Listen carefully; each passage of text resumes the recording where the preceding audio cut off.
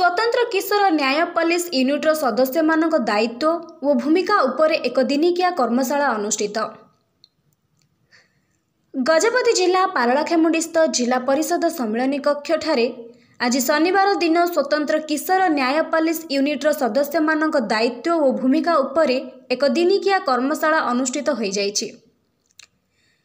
गजपति अतिरिक्त आरक्षी अधीक्षक श्री राजकिशोर दासଙ୍କ अध्यक्षतारे शिशु मंगल समिति अध्यक्ष श्री अश्विन कुमार महापात्र, श्री सुभाष चंद्र दास, जिला शिशु सुरक्षा अधिकारी श्रीजुक्त अरुण कुमार त्रिपाठी प्रमुख उपस्थित रही आजिर कार्यक्रम संपर्क में कहिथिले।